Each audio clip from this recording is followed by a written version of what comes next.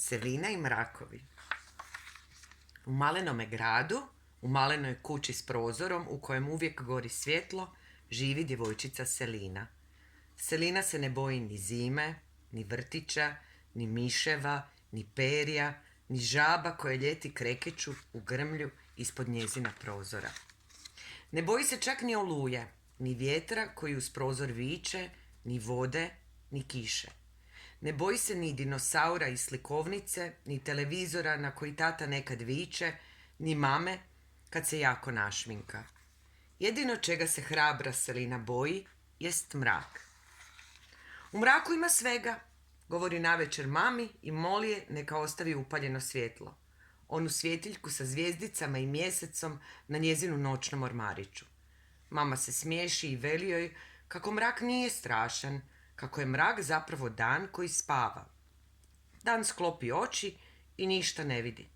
To je mrak, tješi je mama, ali Selina se ne da uvjeriti. Mrak po mom ormaru crta strašna lica, kaže Selina mami.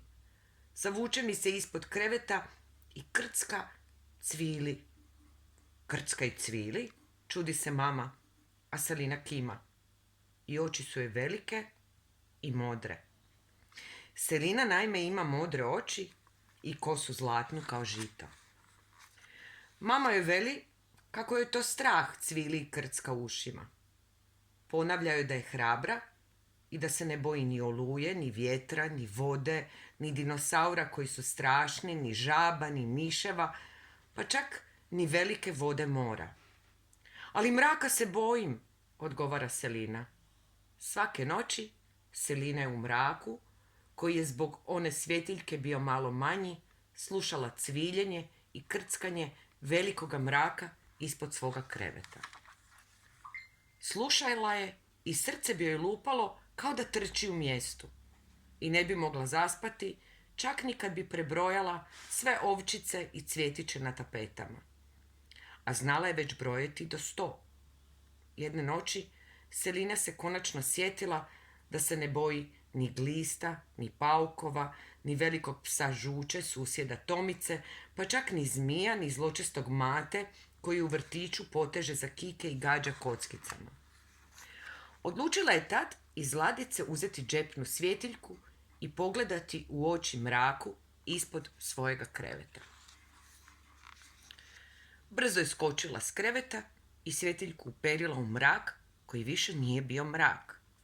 Ondje je ugledala nekoliko kutija s cipelama u kojima su sad bile igračke, jednu izgubljenu lutku, ukosnicu s cvjetićem i miša.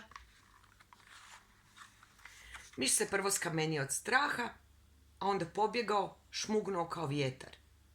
I sve je bilo tiho. Nitko, pa čak ni mrak, više nije krckao ni cvilio. Te noći Selina prvi put ugasila svjetiljku i danu dopustila da se odmori. Te noći prvi put zaspala bez brojenja ovčica i cvjetića. I srce joj nije trčalo u mjestu. Više se mama ničega ne bojim, rekla je Selina mami koja se smiješila. Sinoć sam ugasila svjetiljku da i dan može sklopiti oči i naspavati se, da se i on ujutro može probuditi odmoran i nasmijan. Rekla je mami i da ono ispod njezina kreveta, ono što je krckalo i cviljelo, nije bio mrak, nego miš. Miš koji je jeo kekse i mrvice.